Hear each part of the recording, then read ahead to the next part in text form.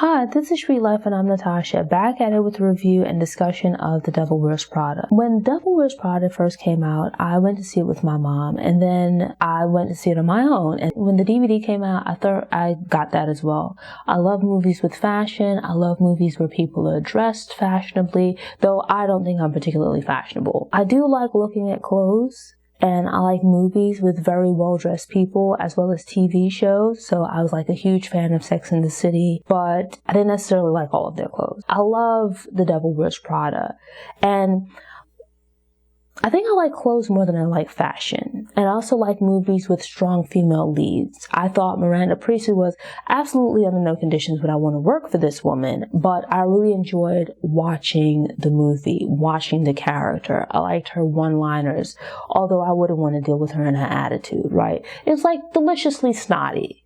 It's one of those movies that I watch time and time again. It's not the deepest thing, but it's like one of those kind of movies that you can watch on a rainy day or when you're sick or something like that, or just lounging around the house. You watch it 1,000,001 times, enjoy it each and every time. It's a fun movie.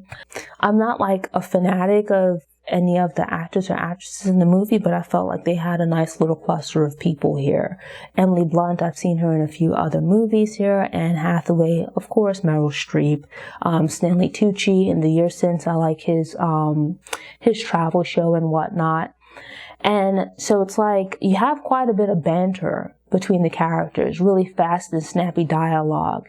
Not a lot of action, because obviously it's not an action movie, but as there's like some fashion, you have a little bit of snobbishness and whatnot going on here.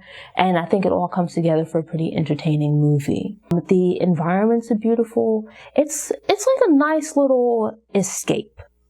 You know, there's some sarcasm. There's a bunch of ridiculousness. You know, I like the one-liners.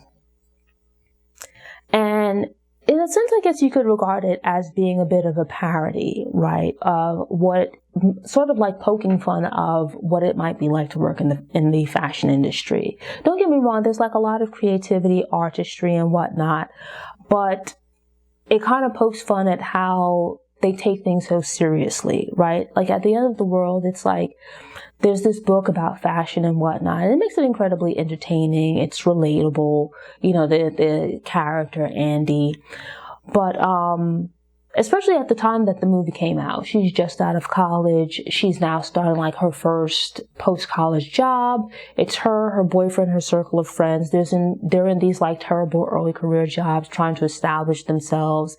And so they commiserate over struggling through these early jobs to pay the rent.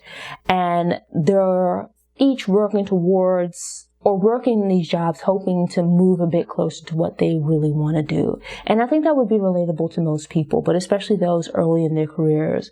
I was fortunate when I graduated from college.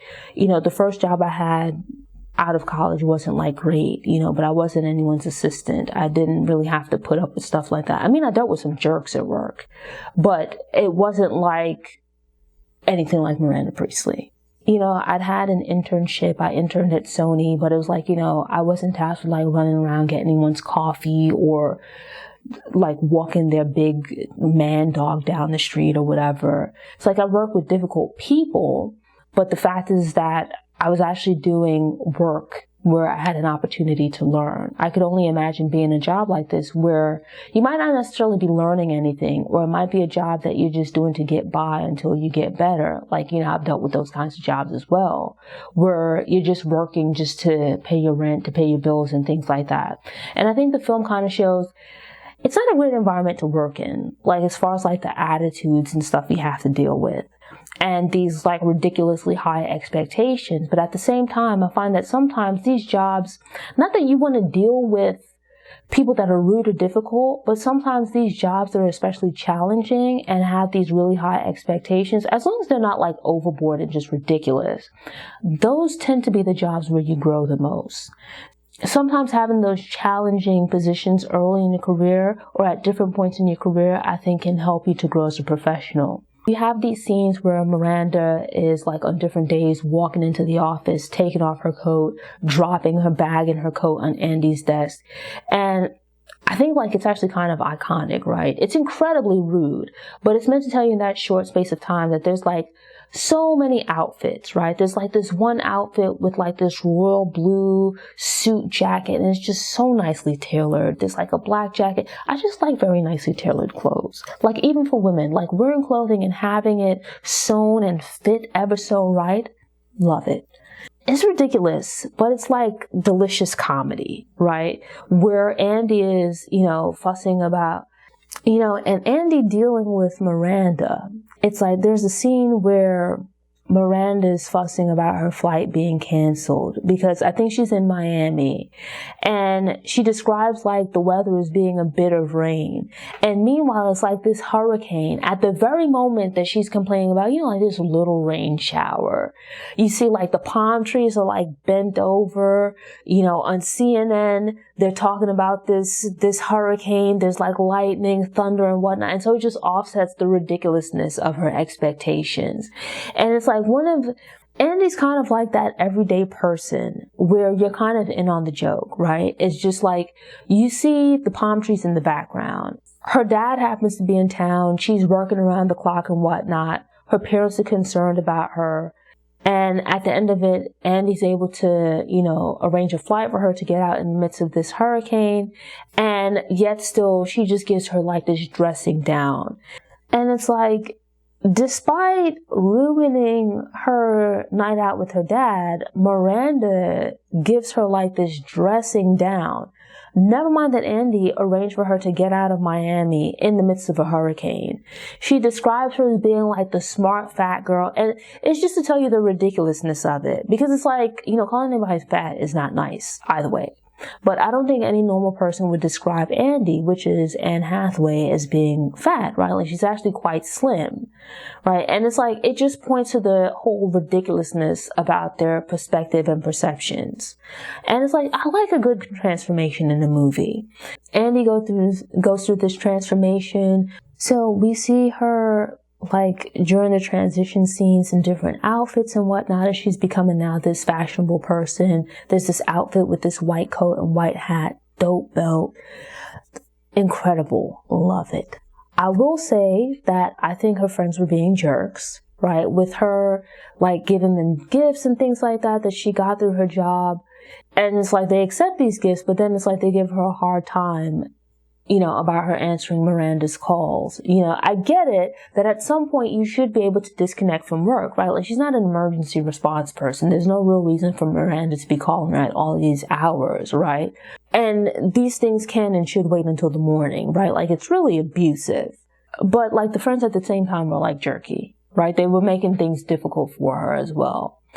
And there are like a few points that I take issue with within the movie, right? It's not a criticism of the presentation of the movie. What I take issue with is, and this is something that I think you see quite often in movies and books, I think in part because it makes for a better story, sort of this often repeated thing or this suggestion that for individuals to be successful in business, for individuals to go far in their careers, you have to be willing to be cutthroat. And, not just as a boss, but just as part of your job, right? Like, you have to talk down to and belittle people in the way that Miranda does, right? That this is a requirement for you to be successful. And it's just something that I think is worth noting, right? Just because of how often you see this storyline, that it's not enough for you to be a hardworking boss or entrepreneur or whatnot, that you have to be cutthroat. It's that, you have to cut people down to size. You have to be mean, horrible boss that speaks terribly to your employees. And the reality is that while certainly there are people like that in the world, in different industries and whatnot, I don't think you have to be that way. I do think that there is a choice. Certainly to achieve any degree of success is going to take hard work, dedication, drive. You'll probably have to make some sacrifices along the way. But no, I don't think you have to have Miranda's like personality. Or that's not the way that you have to deal with people. You can be perfectly civilized and whatnot. Not to say that you should be a pushover either, but I think you can be a perfectly civilized individual and still be successful in business. I think it's this idea that people have that leads to a lot of people conducting themselves in this way. I think part of it is probably just a matter of ego, that people get into these positions and they put so much stock into these titles that, where they then believe it gives them carte blanche to look down on others, to belittle others. And it's something that I find especially telling in stories about women, about female characters. It's like, I'm sure Miranda's job is incredibly demanding, right? And it's this often repeated story that you have with ambitious female characters, where it's like there's this narrative that you see being displayed where, as a woman, if you're successful in business, that quite often means that you have this terrible personal life. Like, you can't have both, meaning that you can't be very successful as an entrepreneur or just as a professional in whatever your chosen craft is, and also have a rich and fulfilling personal life. Quite often, it's like, the person is always going through divorces, or they're perpetually single, they're miserable and whatnot in their personal life. And I actually think it's a negative thing to put across to girls, especially because of movies like this. I think because of the fashion aspect. I remember when this came out, I had a male friend and I let him borrow the DVD, and he watched it and he enjoyed it as well. So I think it's a movie that can be enjoyed by people regardless of their gender, but because of many of the characters are female, and then also because of the fashion, I think it's a movie that maybe more females would gravitate towards, while it's certainly a movie that men can watch and enjoy. But with that, I think you might have girls and teens that watch this movie and it's like, it's enjoyable. I get the story that they put across, where I certainly think like you should have balance in your life, right? Like from a physical standpoint, you can't just work 24 hours a day. You're going to end up being burnt out. You're going to end up having health issues. But it's also that it's not the right way to go about things, right? You can grind, you can hustle and whatnot, but you need balance. You still need to take time to take care of yourself. And so it's like in the case of Miranda, right? Even in the case of Andy as well, where here she is that she's trying to do a good job in this position to kind of set herself up for moving forward in her career. And I think it's part of, like people have seasons of grinding where you might have to put in extra hard work at points. And I think for a lot of people, that's especially true in your early 20s when you're trying to establish yourself in your career. So she's working hard, and that in and of itself isn't the issue, but it's like, her friends, her boyfriend and whatnot, they're all at this point in their career where they're doing exactly the kind of work that they might not be doing, the kind of work that they want to do, but they're laying the groundwork to get there. And I thought it was really telling that it kind of becomes a major issue in her friend circle, how much she's working. Now, granted, I can understand, the boyfriend, her missing his birthday because, that's a special occasion. That's just not like a regular day. I'm sure that the friends and whatnot, they've made sacrifices for their jobs as well. And I think especially for her, because it's stated that, when she got out of school, it sounds like Andy was having a hard time finding a job. She'd sent out her resume and really just got through at this place. I would think the friends would be a bit more supportive. And in addition to that, you then have this thing at like the end of the movie where things have transpired and her and the boyfriend end up taking a bit of a break, at which point they meet up and he's accepted a position in Boston. So that's a change that he's having to make, because here it is that he's in New York, but he's having to move to another state, to another city to move forward in his career. And it's like, that being acceptable for him relocating for his job, which is him making changes in his personal life for his job, right? And that's along the lines of what Andy had to do, where for a year, she doesn't quite make it to a year, but for the better part of a year, she has to sacrifice a lot of her personal life in pursuit of what she's trying to achieve. And so here you have that the boyfriend as well is having to sacrifice leaving the city where he's living to move somewhere else, though under somewhat different circumstances. And it's just assumed that despite him and Andy kind of being on the outs for a bit, that either they're going to be able to maintain a long-term relationship, a long-distance relationship, or she'll move with him to Boston as well, right? So it's like him pursuing his career, it's acceptable for him to make sacrifices and for her to support him. But it's like the other way around, it's a problem. It's like, I'm sure that Miranda is probably a difficult person to deal with as well at home, right? She sounds like she might be an all right mom, but then it's like this storyline because she's working all the time, which I think could be understandable, probably realistic, which is with her working all the time, she's probably not home. It leads to issues with the husband and whatnot. And so now she finds herself at the point of where I think it sounds like this is like her third potential divorce. She has 2 daughters, but at least one ex-husband. And if I'm not mistaken, I think maybe 2, right? So this current husband is like husband number 3. Given her lifestyle, I could certainly see it, right? And within the movie itself, I don't take issue with it, but it's rather something that I see with movies in general. This idea being promoted that you have to be super hard driving and hustling, working all the time. It kind of sets these unrealistic expectations. And the reality is that your personal relationships would suffer for it. And this is especially a narrative I think that you find with female characters, right? Where there's this choice that has to be made between being professionally successful and being successful and content in your personal life. And it's like, while I enjoyed the story within the context of the movie, right, on a broader level, I think it's a storyline that kind of needs to change, right? Because it's like, it's repeated so often. It's been so overdone that I think we need greater variety. We need to, not to say to get rid of it completely, but we need more balance in the stories that we're telling, especially the stories that we're telling for young men and women. And it's like, in addition to that, you then have this other issue of the cattiness and pettiness between women, where in real life, I don't really experience that with other women. I think I have good relationships with other women. I don't have problems with other women, especially not because they're women, right? I have problems with people quite often just because they're people, and that cuts across gender. But there seems to be this often repeated narrative about women not getting along with other women, this expectation for women to be catty towards each other.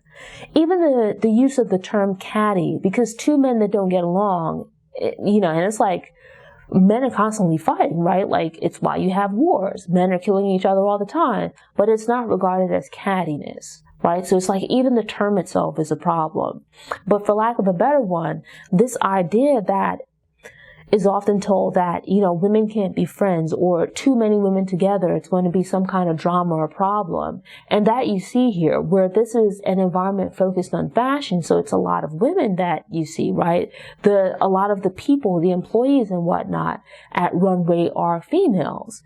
And when you look at it, Andy has drama with the other assistant, Emily. Some of the other women that work in the office kind of look down on her. And it's like, she doesn't really have much camaraderie with them, at least not at the beginning. Eventually, as she begins to take the job more seriously and makes more of an effort, it improves her relationship with not just Emily, but also with Miranda, where we notice, she becomes more comfortable with these 2 characters, right? But I would hope that with regards to other female characters, but it's like, as time goes on, she eventually earns the respect of both Emily and Miranda, right? It's noticeable that early on, when she undergoes the transformation, right, with her clothing and whatnot, she walks by Miranda, and Miranda kind of does like a double take, looks over her outfit and seems impressed. And this is like something that we see throughout the film, where even by the end of the film, Miranda's quite impressed with her. Like, she kind of gives the backhanded compliments and whatnot, but over the film, she comes to respect her. Thanks for tuning in. To ensure you don't miss any episodes, subscribe to the channel, click the notification bell, and check out my movie review playlist. Go ahead and click the thumbs up button if you like what you saw, and go ahead and share it on social media.